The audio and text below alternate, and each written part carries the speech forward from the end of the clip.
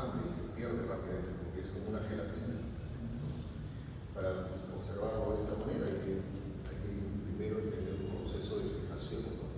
Con un formol que tenga más del 20%. Nosotros usamos al 10%, pero para el cerebro hay que usar el 20%. Entonces, inmediatamente para que la masa cerebral no se pierda, ¿no? Porque no abre el cerebro y rápidamente se pierde. Sobre todo cuando hace un corte en el cráneo, es muy fácil también lesionar el cerebro.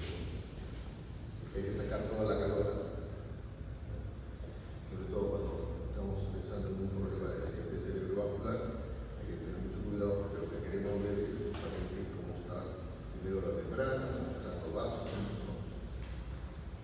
Entonces ahí está preparadito, ¿no? Y podemos apreciarlo con Santiago Ramón y Cajal, un patólogo español que recibió el premio Nobel de Medicina.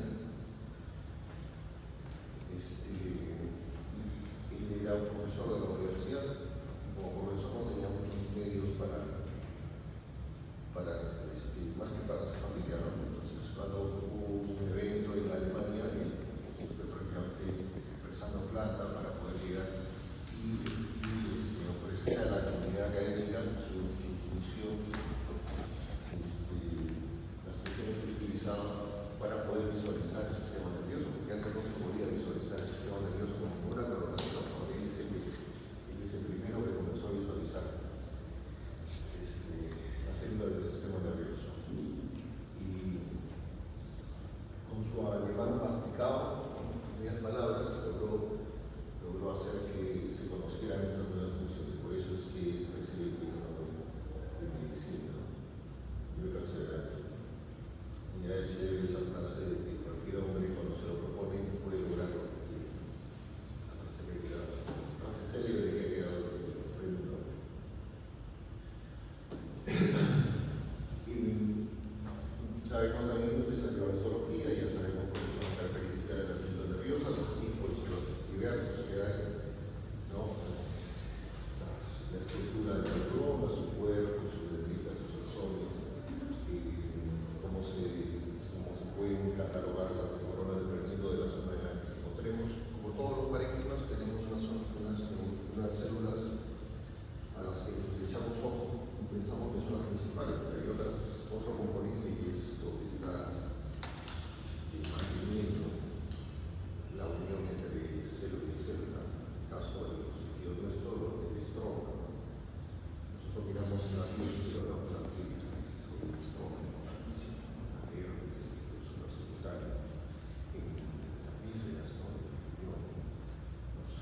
Nos abocamos al glomérulo, nos abocamos a los túbulos, pero el parénquima que soporta esto es importantísimo. Pues, igual en el cerebro también, la neuroglia, los oligonucleotidos son parte de toda una estructura, ¿no? Y sabemos entonces que además hay otras células que están rodeando a los axones, importantísimo para que se pueda realizar la transmisión de las señales nerviosas.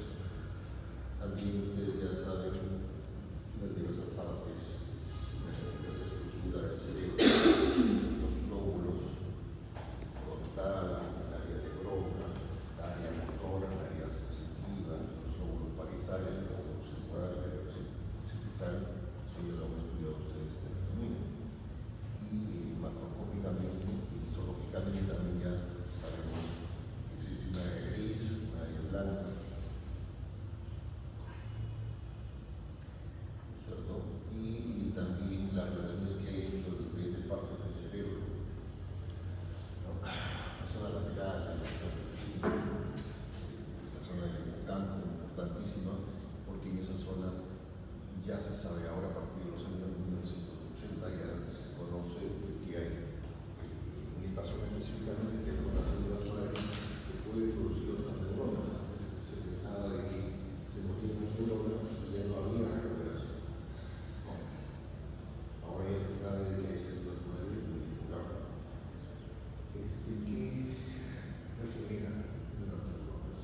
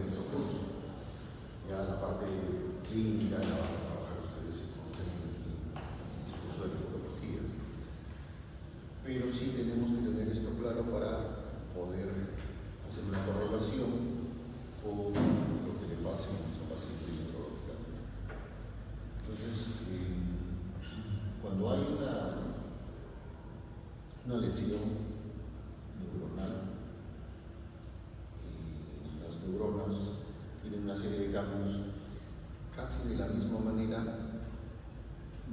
que se produce en el resto de nuestras células. Nosotros hemos hablado en la primera clase de una isquemia, de una necrosis. Cuando hay una necrosis, indistintamente del tejido que estemos mirando, nosotros sabemos que ese tejido está en necrosis cuando tiene las cuatro características, ¿no? Desde el núcleo de una de esas cosas. El núcleo tenemos cariorex, no igual, el tejido humano, cerebral, tiene exactamente los mismos cambios, solamente que algunos cambios tienen un nombre específico. Entonces aquí podemos reconocer fácilmente el cuerpo neuronal, su bolsón, ¿no es cierto? Y aquí tenemos cuerpo neuronal y por otro lado. Entonces, ¿qué le ha pasado a esta neurona? Que tenemos que estas estructuras se están poniendo más densas en la parte periférica, ¿no? Prominente de una valorización nuclear. Entonces, estas estructuras periféricas, que son proteínas, se llaman sustancias de Mills, ¿no? Entonces, cuando encontramos eso, entonces sabemos de que esta neurona está en isquemia. Y todo cuerpo neuronal alrededor también tiene lo mismo, ¿no? Esa sustancia de Mills que aparece periféricamente y la orden de valorización nuclear. Aquí es evidente una lesión hipoisquémica de la corteza cerebral. Los cuerpos celulares y núcleos pierden el volumen, hay una eosinofilia citoplasmática. Se ha reducido el volumen y quedan los espacios que en la realidad no existen estos espacios. Cuando se produce isquemia, se aporta todo el citoplasma y todo el núcleo, el citoplasma eosinofílico, hay una hipnosis, ¿no es cierto? Por ahí vamos a encontrar la cardiorexis, ¿no? Entonces, las características. Yo no sé qué tejido es, pero sí sé que está en necrosis, ¿cierto? Además hay edema, estas áreas fibrilares que soportan a las neuronas, también están, hay unos espacios en blanco aquí, ¿no? Eso significa que hay edema cerebral. Entonces, simplemente mirando el corte histológico y describiéndolo, uno sabe, ¿no? ¿Qué cosa le está pasando? Yo no sé qué es este tejido, pero ahí estoy mirando características de necrosis cerebral, ¿no? Eosinofilia citoplasmática, hay cardiorexis, hay hipnosis, ¿cierto? Hay edema también fibrilar, ¿no? Si me dicen que este cerebro está en isquemia, ¿cierto? Bueno, hay torrefacción del cuerpo, pueden aparecer torrefacciones del cuerpo y la célula y la neurona tiene un mejoramiento, se ve aumentada y eosinofilia. Ya el núcleo ha desaparecido, la cariolisis. Aquí todavía hay un poquito de núcleo, aquí un poco de núcleo, pero aquí ya todavía se ve núcleo. Entonces, como ven, los cuerpos neuronales, todas las características de una necrosis. Dispersión periférica de la sustancia generalizada, como dije en la foto anterior, eso se llama la cromatólisis, ¿no?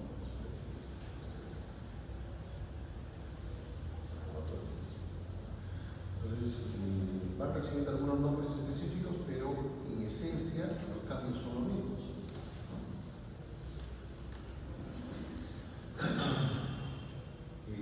Bueno, algunos conceptos que tenemos que ir fijando. ¿Qué le pasa a los astrocitos cuando hay una lesión? Y los astrocitos son los que más se evidencian los cambios, ¿no? De tal manera que cuando nosotros, por ejemplo, tenemos una lesión en la piel y al final termina en una reparación con una cicatriz y encontramos un queloide, ¿no? Por ejemplo, tengo varios queloides aquí, ¿no? Entonces, lo mismo pasa acá, y esto es producido por los astrocitos en el cerebro. La proliferación de astrocitos, cuando estos tratan de reparar una lesión, se llama una gliosis. Los astrocitos, el proceso de reparación, la gliosis.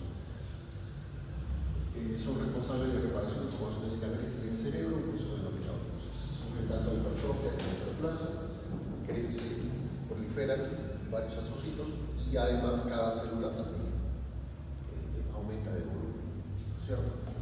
Igual que nosotros. Nosotros aquí estamos en atrofia, ¿vale? Porque hay pocas células, los sitios se llenan, se llenan de atrofia. Cada célula aumenta de volumen. Una hiperplasia, que es cuando crece el número de células, y la hipertrofia es cuando aumenta el volumen de las células. Entonces el núcleo aumenta de tamaño y aparece el núcleo vesiculoso y el núcleo no se vuelve prominente. Entonces, esto se ve en cualquier otra parte del cuerpo. Una fibrosis, cuando hay una lesión, donde sea, ¿no? Ya sea en la piel, ya sea en una víscera, el cerebro, se produce lo mismo. Primero, cuando recién el aumento comienza a trabajar, justamente, ya aparece el vesiculoso y el núcleo no se vuelve prominente porque justamente está en plena actividad. ¿Cierto? El citoplasma, en el caso, cuando está en reposo, el citoplasma no tiene nada que hacer, está cortado, y cuando está en reparación se expande, comienza a trabajar, y da un tono rosa brillante y las células se encienden en poblaciones sólidas que viven ramificaciones. Es lo que se llama el astrocito genistocítico. Cuando vemos un astrocito genistocítico como una coloración, sabemos que este está trabajando, está reparando, estamos en una meiosis, ¿no? Pero cuando este está en reposo, pequeño, no pasa nada.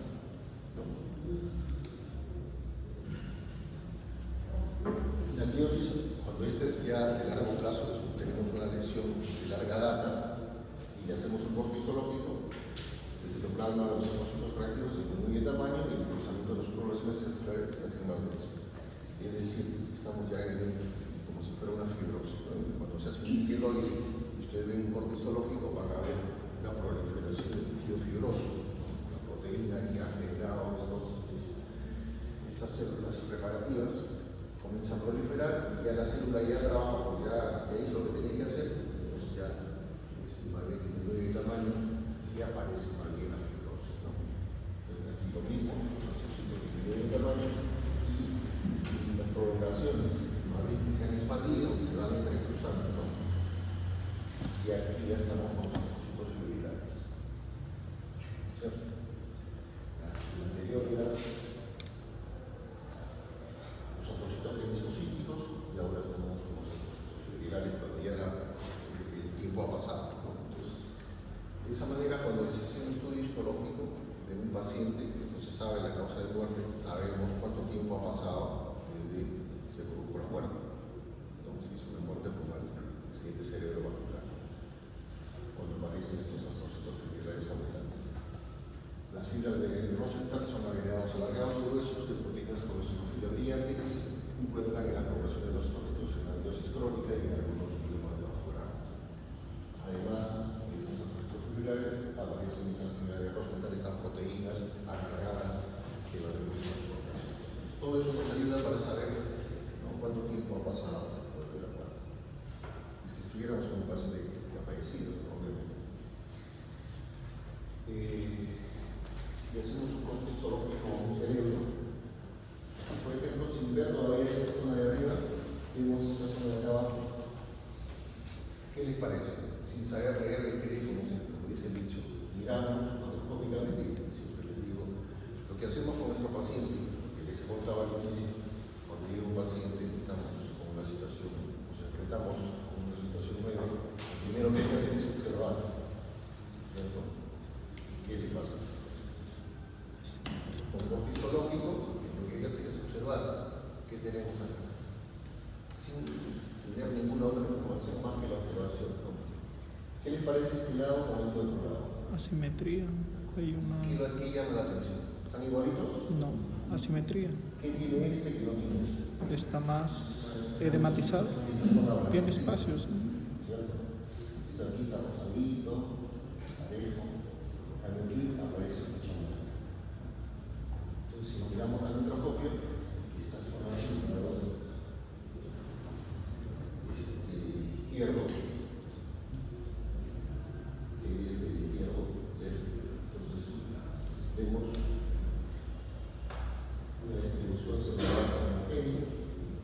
acá, por ejemplo, pues están ordenaditos acá, uno por aquí, otro por allá, pero están ordenaditos. Entonces alguien que llega acá, este grupo de seres humanos son normales.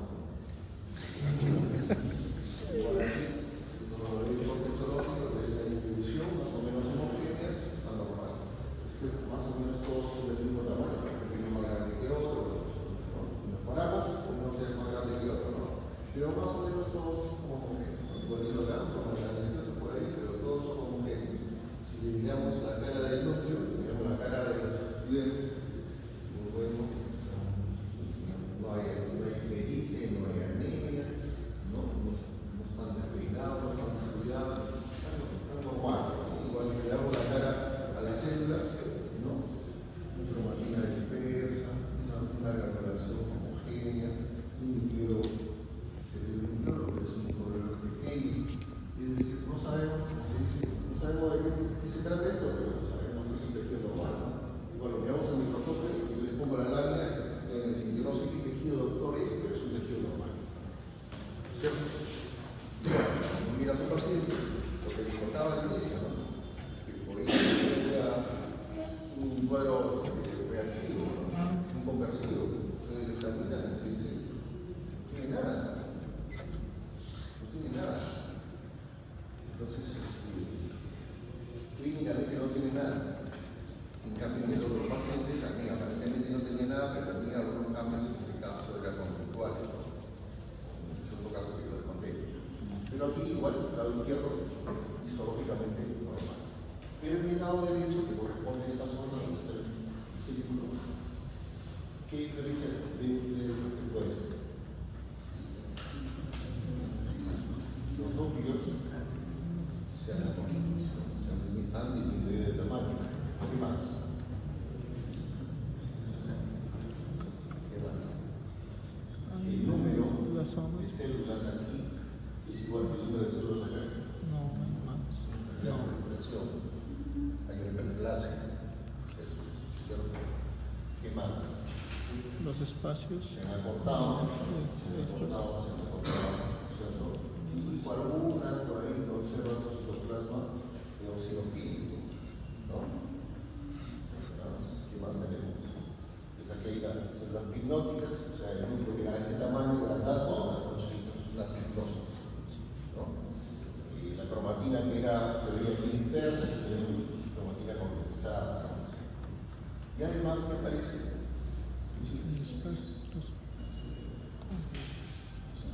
Aumento fibrilar, ¿no? Es lo que decíamos antes, justamente. Primero era el nuestro y ahora es fibrilar, ¿no? Entonces, estos astrocitos fibrilares. Entonces, cuando hablamos de quinosis, estamos hablando de preparación. Estamos hablando de astrocitos, ¿no? Y cuando hablamos de una fibrilación, pues decimos núcleos o células acortadas, o sinofías endoplasmales, o fibrilaciones, ¿no? Entonces esto, estamos en una gliosis.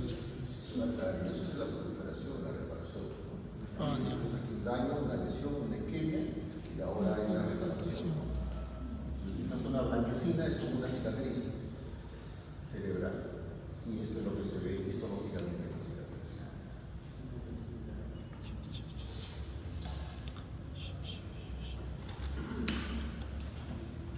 Cuando hablamos de edema, hablamos del mismo tejido cerebral, pero hay espacios en blanco, se ve rosado, ¿no? Si tenemos cuidado, no son espacios en blanco por el que van separando las fibras. Las células también están separadas, ¿no? Entonces, estos son los vasos sanguíneos, ¿no? Vasos sanguíneos que se han aumentado de volumen, por el edema. Las células lineales, también están rodeadas de edema, y las neuronas también están rodeadas de edema. Entonces, el edema cerebral cuando le hacemos un corte histológico. igual, cuando hay edema, vasos sanguíneos. Cuando hablamos de edema, hablamos de vasos sanguíneos, porque es allí donde está saliendo justo el líquido seroso que se está metiendo en los tejidos. Los vasos sanguíneos, las arteriolas comienzan a aumentar de tamaño y alrededor de los vasos, los espacios en blanco. Es el líquido cerebral normal y aquí mire cómo se ha expandido.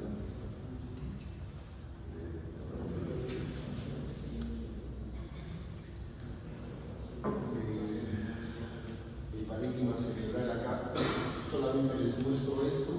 Mira, yo no sé qué es esto, pero aquí hay una necrosis. Todos se ve una masa amorfa en células, una necrosis lipoefactiva, ¿cierto? Lo mismo pasa en el cerebro, lo mismo pasa en el pulmón, lo mismo pasa en el miembro inferior, el músculo, lo que sea. La B es la que se requiere con cambios intramusculares. Aquí no encontramos esta necrosis severa, una proliferación, lo que hemos visto anteriormente, una proliferación de las células y además un poquito de edema y ligeramente también está aumentado, ¿no? En ese hay un exudado de polígonos nucleares, o sea que hay que tener cuidado de no confundir, ¿no?, los cuerpos neuronales con la proliferación de células mononucleares o polimorfonucleares, cuando aparece un filtrado inflamatorio. Entonces aquí hay un filtrado inflamatorio aumentado de mononucleares y de polimorfonucleares. Con fibrina, esta tonalidad rosada es parte de la fibrina. Y hay una vasculitis, que es un vaso sanguíneo, con leucocitoclastia. ¿Qué significa eso? Que este filtrado inflamatorio se pone alrededor del vaso y se ve como lo que se llama un polvo nuclear. Entonces, cuando vamos examinando el tejido cerebral y encontramos áreas con necrosis, áreas con gliosis, la proliferación, el exudado de polígonos nucleares y además la vasculitis, entonces sabemos de que ha habido una lesión, no sabemos si hemorrágica o isquémica, que ha producido esta necrosis, y alrededor del tejido cerebral que está alrededor comienza a tener cambios reparativos con un inflamatorio y una vasculitis. Entonces, ya ven como ustedes van describiendo, se colocan en un tejido cerebral, van un recorriendo como un tour por toda la lámina y van describiendo y al final aterrizan en una impresión diagnóstica. ¿Se dan cuenta? Lo mismo que hacemos con un paciente, igualito. Es igualito, ¿no? Entonces, con un paciente nuevo, entonces, usted no le dice a este señor, ¿sabe qué? Yo nunca he visto sus casos y no lo puedo. Uno nunca responde así, señora, ¿sabe qué? No, este caso nunca lo he visto. Mejor vaya a otro sitio, yo fui médico. Así nos contestamos. Nosotros nos enfrentamos a una situación nueva. Nuestro cerebro tiene que aportar algo, ayudar a algo, ¿no es cierto? Tratar por lo menos de discernir si estamos en un proceso agudo o un proceso crónico. Si es agudo, sabemos si necesita una revisión quirúrgica, ¿no? Si es una hemorragia muy agudo, pues entonces buscamos la ayuda consistente a lo que es un centro que lo podemos requerir también, ¿cierto? Pero enfrentamos la situación nueva. Igual aquí, estamos con una lámina nueva, no nos corremos, ¿cierto? Comenzamos a describir, hacemos un curso por la lámina, encontramos un área, la vamos escribiendo, encontramos otra área, la vamos escribiendo, así. Vamos anotando lo que se llama en clínica, los pacientes se llaman los datos básicos, ¿no? Entonces entramos a un síndrome y al final atravesamos un diagnóstico por acá. El proceso, como se da cuenta, es lo mismo. Nosotros estudiamos la investigación. El proceso de investigación es eso, lo que acabo de decir. ¿No? Para eso nos ayuda la investigación.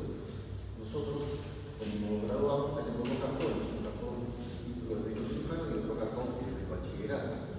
El bachillerato solamente lo da la universidad, el título lo da también los institutos, ustedes pueden sacar la nombre de la nación. Pero las universidades dan el cartón de bachiller que indica que este señor, esta señora, esta señorita, es está en capacidad, ¿no?, de generar conocimiento. O sea, ha sido formado en un proceso de investigación. Este es un proceso de investigación que lo hacemos todos los días, ¿no es cierto? En la realidad nos abordamos y identificamos cuál es el problema. De ese problema nosotros decimos qué se ha hecho, qué no se ha hecho, qué podemos hacer, qué vamos a hacer nosotros, ¿no es cierto? Igual acá. Entonces vamos estableciendo los objetivos, al final establecemos cómo vamos a enfrentarnos, ganamos información, ¿no?, discutimos y concluimos. Ese es el mismo proceso cuando ustedes se enfrentan a un paciente y cuando ustedes se enfrentan a una lámina. El cerebro y la médula espinal se localizan dentro del cráneo y el conducto rápido la protegen, obviamente. Tiene que ser así, porque si no, el hecho del cerebro que está en plano estaría escurriendo por todos lados. Pero esto tiene la desventaja de que deja poco margen para la expansión del parénquima cerebral en caso de enfermedad. Edema, por ejemplo, cuando se produce edema, el cerebro no tiene dónde irse. Un edema aquí en la piel, nosotros vemos que se nos hincha la mano, el brazo, la cara, un edema que nos expande y no pasa nada. Bueno, sí pasa, cuando es un edema cerebral hay que hacer una forma para que no fluya los vasos. Pero puede quedar bien, ¿no? Aquí no, está metido en una estructura y eso ocasiona una serie de eventos que es lógico que ustedes ya lo van analizando y van dándose cuenta de lo que puede suceder. Entonces, los trastornos que pueden causar aumento peligroso del volumen del cerebro dentro del espacio fijo del cráneo comprenden desde el edema cerebral, la hidrocefalia, los pulmones. O sea, todo lo que sea una masa que aumente el volumen dentro del cerebro produce una serie de trastornos neurológicos, ¿no? Pueden ser leves, moderados o severos. Entonces, la acumulación de exceso de líquido dentro del parénquima cerebral, eso es la definición del edema cerebral. Hay diversas clasificaciones, la más común es esta, edema vasogénico y edema citotóxico. Cuando hablamos de vasogénico, obviamente la palabra lo dice, el elemento esencial es el vaso sanguíneo. Si queda la integridad de la barrera hematocefálica, el líquido se desplaza desde el compartimento vascular a los espacios extracelulares del cerebro. Esta lesión puede ser localizada, como también puede ser generalizada, como todos los procesos, ¿no? Y el edema citotóxico, más bien, hay un aumento del líquido intracelular por la lesión de la membrana que tiene las neuronas y las células de la glia después de una lesión inmunoisquémica generalizada por la exposición a toxinas, ¿no? Es lo que les hablaba del segundo paciente. Y el familiar decía que notaba que estaba mal, pero no había una manifestación evidente, ¿no? Pero sí estaba haciendo probablemente un edema citotóxico.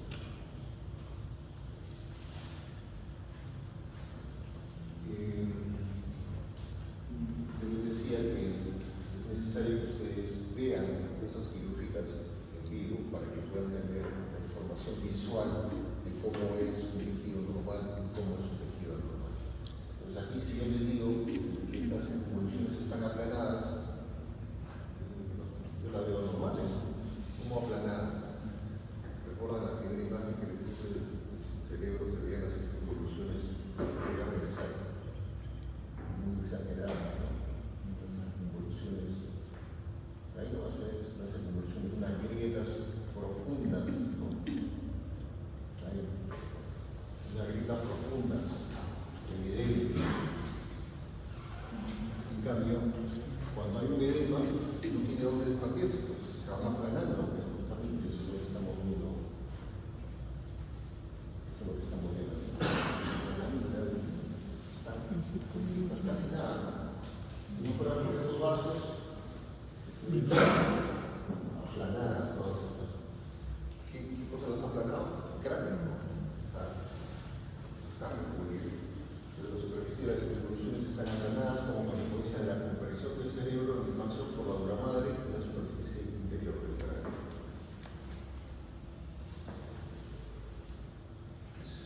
Los aumentos del volumen cerebral como consecuencia del aumento del volumen de líquido cefalorraquídeo, de hemorragia, tumor, hacen aumentar aumentar la presión dentro de la capacidad fija del cráneo, por donde la masa cerebral empuja. ¿A dónde empuja? Al único espacio, al único agujero que queda libre. ¿Vale? Sí, es el agujero magno. Entonces los incrementos de la presión pueden dañar el cerebro, disminuyendo la perfusión o desplazando el tejido a través de particiones de la dura madre dentro del cráneo o a través de sus aperturas, lo que se llaman herniaciones, o se van hacia abajo y producen una muerte. ¿Cierto? Ese es el problema con el edema, o con los tumores, o con la hemorragia, ¿no? Aumenta el volumen y dependiendo de la zona de la hemorragia, empuja la masa cerebral, la masa encefálica. Entonces tenemos las hernias, ¿no? Que pueden ser en diversas zonas, debajo de la voz, por ejemplo, una transcritorial, o la impresión de la amígdala. Entonces, solo por el edema, ¿no? Obviamente si hay un tumor, si hay hemorragia, entonces uno va ya analizando, sacando, visualizando lo que puede suceder cuando hay una hemorragia, ¿no? Pasamos ahora a las enfermedades cerebrovasculares. Y cuando hablamos de enfermedades cerebrovasculares, estamos hablando fundamentalmente de una enfermedad cerebrovascular de tipo isquémico o una enfermedad cerebrovascular de tipo hemorrágico, ¿no? Son las explicaciones más grandes que tenemos. Y los mecanismos pueden ser porque se ha ocurrido un vaso por un trombo, o que se ha ocurrido el vaso por un émbolo. El émbolo es lo mismo que el trombo, pero viene de otro lado. En la primera clase les puse las imágenes de un trombo que se origina en los vasos, en los miembros inferiores. A los que les gusta la cirugía, les dije, tienen que cuidar la enfermera, la técnica, haga bien el drenaje de los miembros superiores para que no se produzcan trombos. Si se producen, aquellos de que viajen por los lados, que alguno de ellos se instale en el cerebro y produzcan esta oclusión embólica. Los trombos son cuando los daños el vaso, propiamente dicho, puede ser un aumento del peso de la pared, por diversas lesiones en los vasos que son del propio cerebro. Estos son unas conclusiones que vienen de otro lado. Y cuando vienen de otro lado se llaman los émbolos. O puede ser una ruptura de masa, un daño muscular, metabólico, o por una hipertensión arterial. Entonces, cuando hablamos de ese accidente cerebrovascular, estamos hablando de un proceso agudo, ¿no? Es una denominación clínica, esta terminología. Accidente cerebrovascular es una denominación clínica que se aplica cuando los síntomas comienzan de forma aguda, de forma brusca.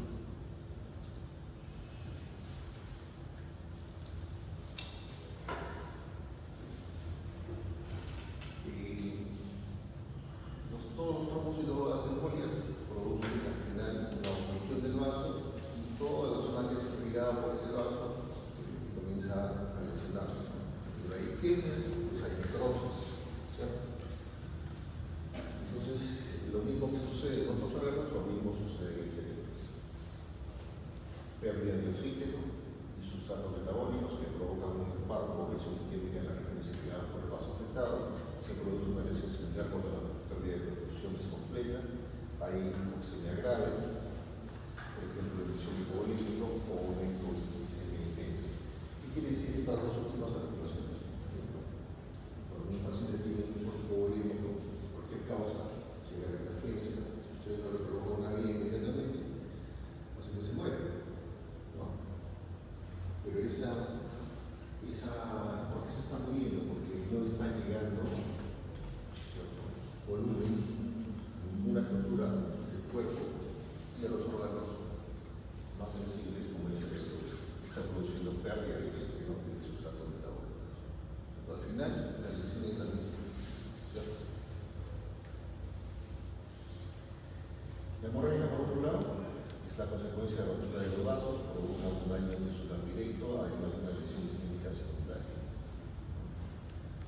circular directo porque la sangre comprime y va dañando a los tejidos que están cerca de él. Pero también produce una lesión isquémica porque lo mismo que está comprimiendo, ¿cierto? Produce una oclusión muscular y una isquemia, ¿no? Las dos lesiones. Entonces, el cerebro es un tejido altamente dependiente de oxígeno, eso lo sabemos, para subsistir y que requiere un aporte continuado del grupo de oxígeno desde la sangre. Aunque no representa más del 2% del peso corporal, recibe el 15% del gasto cardíaco en reposo y es responsable del 20% del consumo total de oxígeno del cuerpo, ¿no? Si hablamos de proporciones, no hay democracia, ¿no? Creo que solamente el 2% de todo el peso, y sin embargo hay nosotros órganos de negocio que tiene 2% nada más, nosotros que somos la mayoría, no recibimos toda la sangre que idealmente el cerebro.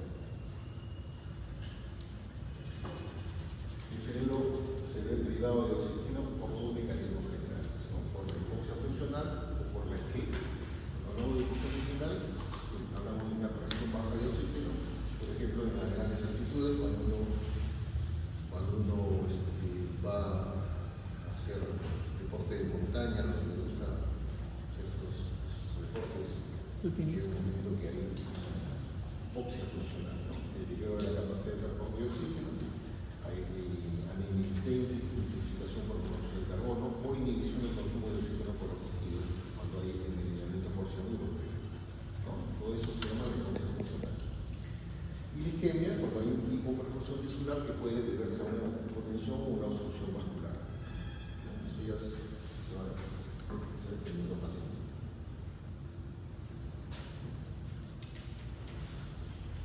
La lesión isquémica, hipóxica, diseminada puede presentarse en el contexto de una hipotensión sistémica grave, lo que les decía, un shock hipovolémico. Normalmente cuando la presión sistólica desciende menos de 50 milímetros de mercurio, como sucede en la parada cardíaca, el shock o la hipotensión intensa. ¿Por qué se muere el paciente? No llega sangre al cerebro. La evolución clínica varía con la intensidad y la duración de la agresión. Cuando es leve se puede producir solo un estado confusional o sistémico temporal con posible recuperación completa.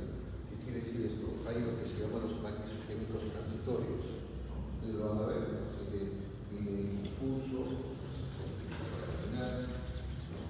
Si puede permanecer en su consultorio, en la casa, ustedes van a atenderlo, van a examinarlo, mientras lo van examinando, pues se va recuperando, ¿no? Se sienta, comienza a hablar, dice ya me pasó, ya no pasa nada, no pasa nada, ha pasado un plaque sistémico transitorio. ¿Por qué la comisión produce eso? Hay que discernir. Puede ser un compresivo también, puede ser un problema hipovolémico, pero puede ser también un plaque isquémico. Hay una isquemia que se está produciendo. Si bien los vasos que han recuperado no han permitido que de la isquemia pase una necrosis. En el cerebro tenemos un polígono que es, lo vamos a ver, que tiene abundante cantidad de vasos sanguíneos. Entonces, en el libro lo vemos un polígono bien bonito, pero en la realidad todos nosotros nos falta algún vaso. Cuando ustedes hagan radiología, les hagan un examen, ¿no? Con contraste, se van a dar con la sorpresa de que el polígono es incompleto. Y si esta zona es irrigada por este vaso, el paciente no tiene nada. Si le falta un vaso, le parece ser un vaso normal. ¿Qué pasó? Es que los vasos colaterales son tan abundantes que hacen que el tejido esté vivo, ¿no? Puede hacer sus funciones perfectamente bien. Cosas interesantes. Entonces no hay que confundir esa ausencia de vaso como que arriba hay una oclusión del vaso y entonces todo lo que la zona que sigue ese vaso no se dibuja con el contraste. No hay que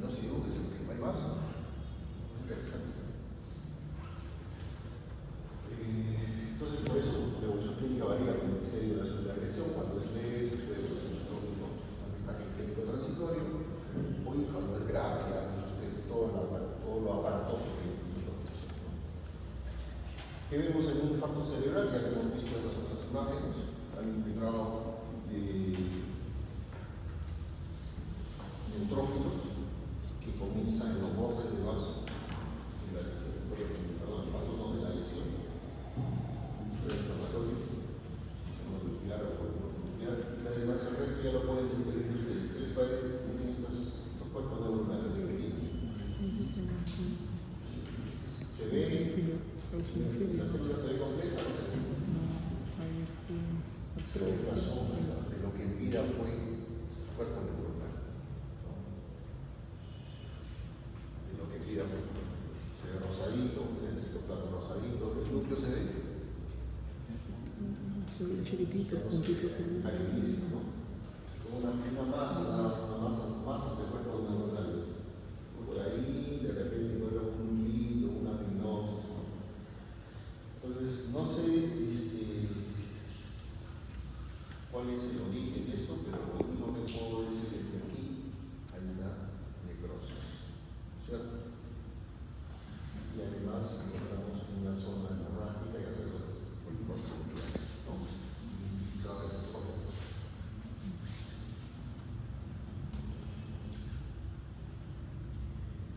Conforme pasan los días, la zona de infarto se muestra la presencia de macrófagos, gliosis, que es la gliosis reactiva. Entonces, ya les decía, cuando uno examina el tejido, ya uno va también dilucidando si el paciente se murió de un proceso agudo o todavía pasaron muchos días hasta que se produjo la muerte. Entonces, este contexto lógico, si lo queremos describir, ¿qué vemos aquí? Una masa cerebral con eosinofilia, por ahí vemos unos cuerpos neuronales, ¿no? También eosinofílicos, uno y otro por ahí tiene un núcleo de hipnosis, hay unos vasos sanguíneos con aumento de polimorfos, y además en el parénquima comienzan a extravasarse gran cantidad de estas células. ¿Cuál que son estas células?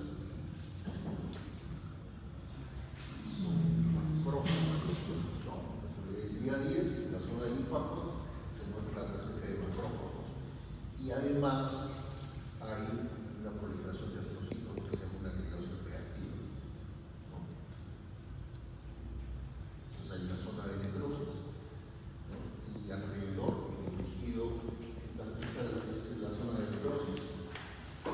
Y el tejido periférico que todavía está viable, hay también signos de isquemia, pero también hay proliferación, hiperplasia, los astrocitos, lo que se llama la gliosis. Se identifican infartos intracorticales antiguos en áreas de pérdida de tejido con pequeño grado de gliosis residual. Cuando tenemos un tejido lo examinamos, sabemos que esto es un infarto activo porque encontramos la gliosis fundamentalmente. No encontramos una necrosis activa, no encontramos abundantes polimorfos, que nos dice que la cosa es reciente, encontramos pura gliosis. ¿No? Si encontramos pura gliosis, puede ser que encontramos pura fibrosis, el proceso ya tiene larga data. ¿Cierto? Lo que se dice, los infartos supracorticales activos en áreas de pérdida de tejido con un pequeño grado de gliosis residual. Entonces, ¿qué es lo que definimos acá? Por ejemplo, aquí en vaso, encontramos una zona dispersa. ¿Hay necrosis acá? Hubo necrosis, pero ahora hay Cicatrización. gliosis.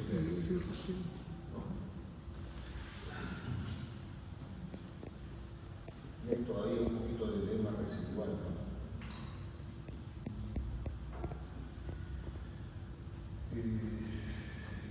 Región hemorrágica focalmente grande con cambio de coloración en el territorio de la arteria cerebral media izquierda, el corte hemorrágico o rojo. Esta zona de acá es evidente, ¿no? Vean este corte, todo eso está normal. Esto es lo que llama la atención. Hay lo que se llama el infarto rojo, porque es una zona, un proceso agudo, ¿no?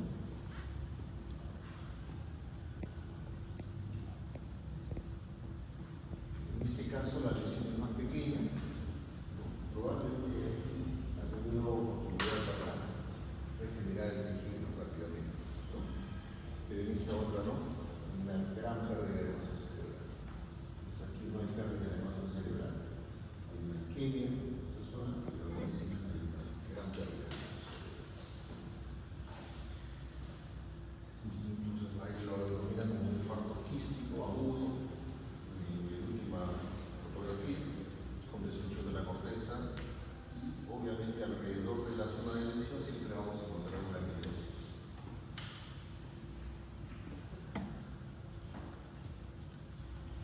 Por último, las hemorragias intraetranqueales.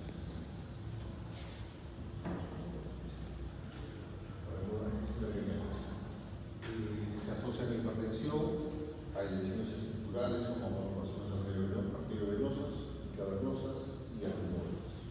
Entonces, cuando hablamos de un accidente cerebrovascular de tipo hemorrágico, tenemos que pensar en esos tres orígenes. Se está originando en un paciente que es hipertenso, se está originando en una rotura de una malformación arteriovenosa o se está originando en una neoplasia. Por eso la hipertensión es una de las causas más frecuentes. También las malformaciones son las causas menos frecuentes. Son muy aparatosas, pero menos frecuentes.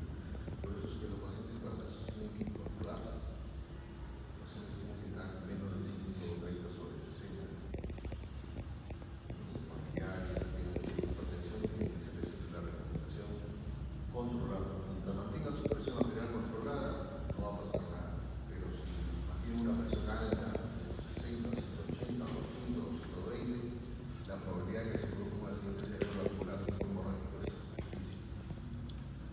¿No?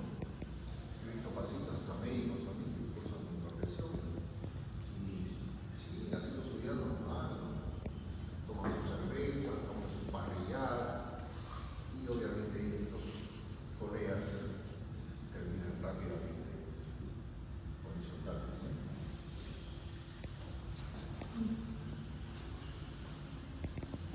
Las hemorragias arteriales se ven con mayor frecuencia en las arterias periféricas. En cambio, las hemorragias subdurales o epidurales pueden asociarse a traumatismos. Entonces, todo cuestión de ir analizando la anatomía, ¿no? Entonces, si es una hemorragia de un vaso periférico de la masa cefálica, lo más probable es que sea un traumatismo.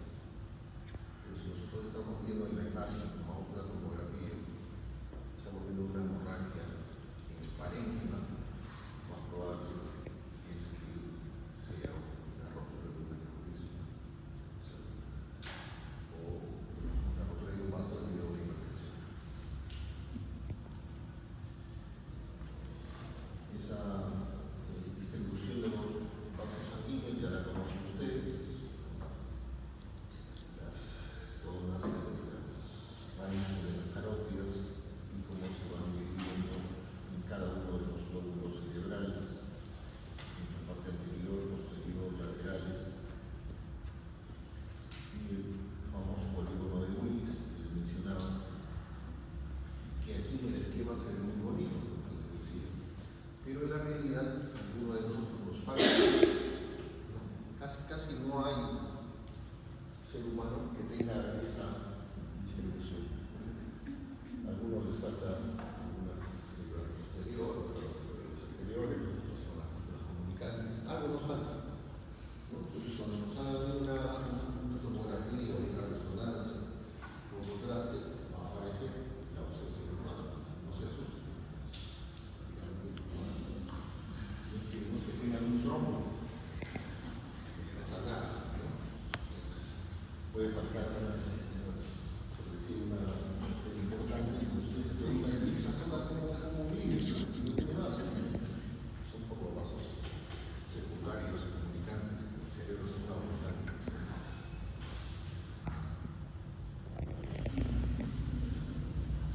Esto se produce por una propensión, una lesión que decía puede ser leve, moderada, severa.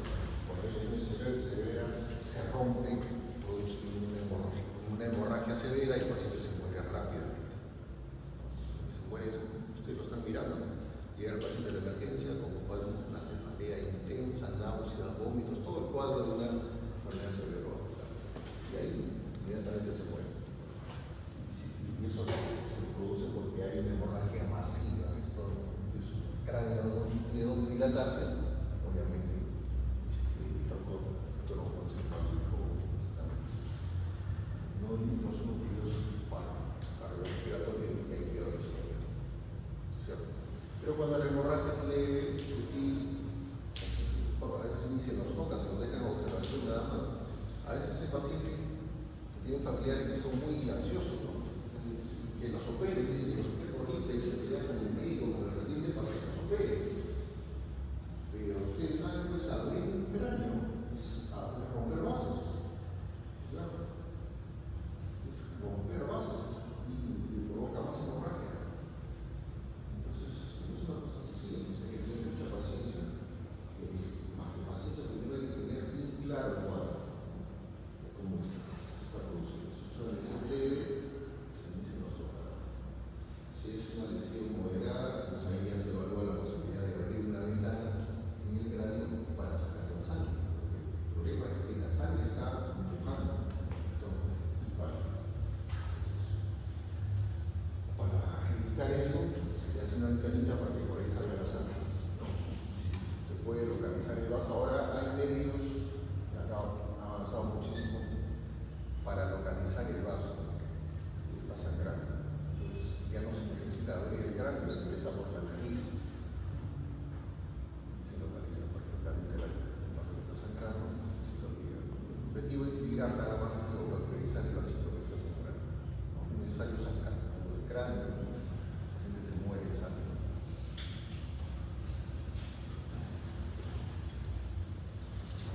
Las hemorragias agudas se caracterizan por la sangre está avanzada, que se comprime, parece que con el tiempo se convierte en una cavidad, como hemos visto, que tiene un reborde marrón colorido, que en el examen microscópico las lesiones iniciales corresponden a una sangre coagulada rodeada por el tejido cerebral, que muestra cambios neuronales similares por anoxia edema, lo que hemos visto, ¿no?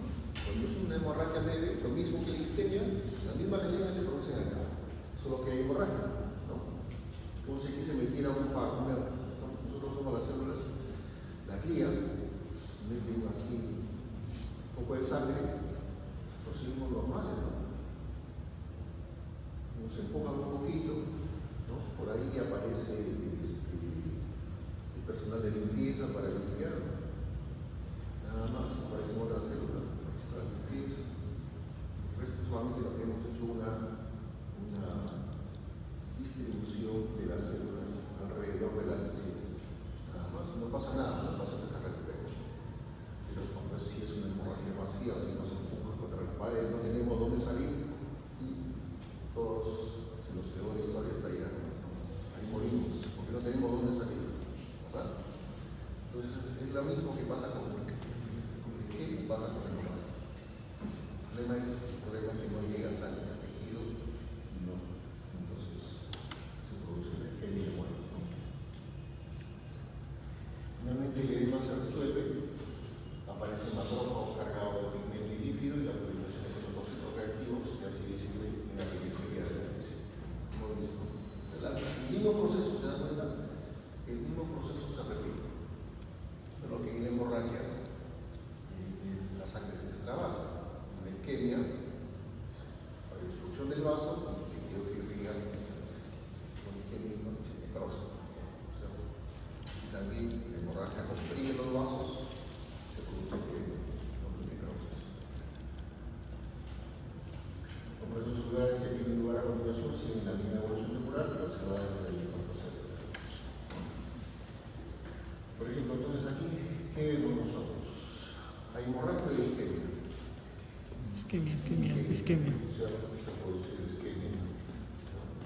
Una lesión focalizada, no ha sido una necrosis masiva, es una necrosis focalizada. ¿Cierto? Y obviamente si le hacemos un corte histológico ya sabemos lo que vamos a encontrar, la anquilosis, ¿cierto? Los cambios celulares. Cambio acá. Hemorragia. Hemorragia. Por el resto del parénquima, esa zona moderada. Y dependiendo de la zona de la lesión, dependerán las sintomatología del paciente. Si es una zona motora, si es una zona sensitiva, ¿no? Si es una zona del habla, las manifestaciones clínicas, ya las que se dan cuenta como teniendo cambios histológicos y lugar donde aparece, entonces uno ya deduce cómo es la sintomatología del paciente. Entonces cuando nos llega, estamos en una situación que nos llega el paciente, una serie de manifestaciones